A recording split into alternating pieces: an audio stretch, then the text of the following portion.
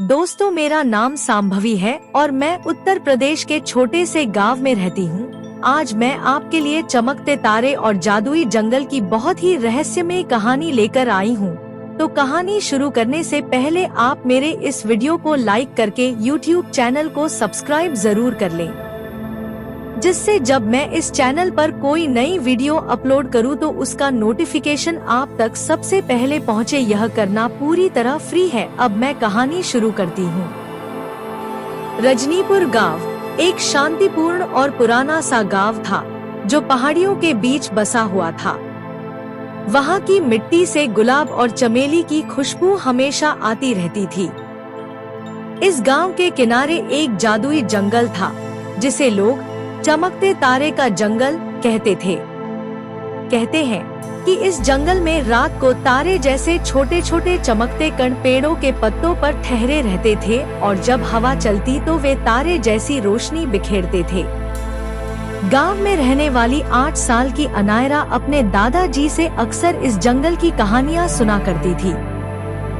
दादाजी बताते थे कि इस जंगल के बीच में एक जादुई झील है, जिसके पास एक प्राचीन वृक्ष खड़ा है। उस वृक्ष के बारे में कहा जाता है कि वह अपने आसपास के हर प्राणी के सपने सुन सकता है। हर पत्ती की सरसराहट में एक कहानी छिपी होती है, दादाजी कहते थे। अनायरा यह सुनते सुनते अपनी आंखें बंद कर लिया करती और उस जादुई वृक्ष के बारे में सोचती। एक दिन जब चांद आधा आसमान में झांक रहा था और गांव के सारे लोग धीरे धीरे अपने घरों में सोने की तैयारी कर रहे थे, अनायरा को दिल में एक हलचल सी महसूस हुई। ऐसा लगा जैसे कोई उसे बुला रहा हो। उसने खिड़की के बाहर देखा।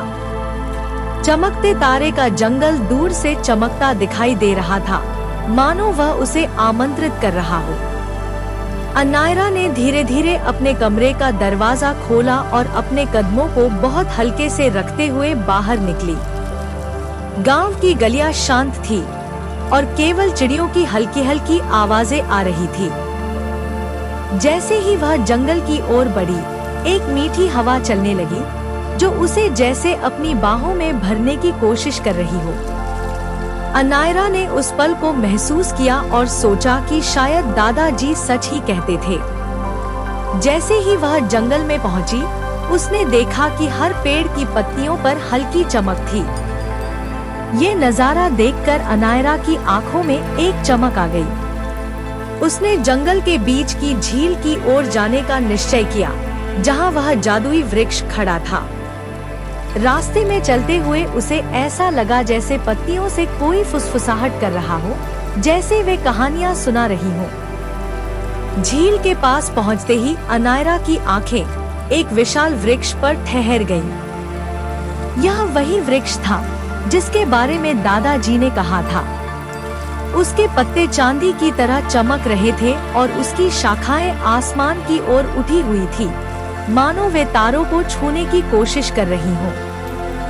अनायरा ने झील के किनारे बैठकर वृक्ष की ओर देखा और अपनी आंखें बंद कर ली। उसे हवा की सरसराहट में दादाजी की आवाज सुनाई दी, सपनों का वृक्ष जानता है कि हर दिल में एक कहानी छिपी होती है। जैसे ही अनायरा ने गहरी सांस ली, उसने महसूस किया कि उसकी आंखों के सामने एक स्वप्न जैसा दृश्य उभरने लगा।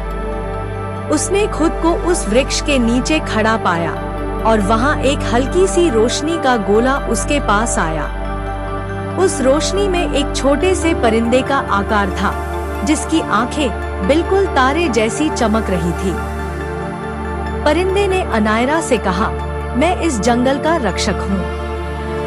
हर रात मैं यहाँ के सपनों को संभालता हूँ। यह वृक्ष उन सबकी कहानियाँ सुनता है जो यहाँ आते हैं।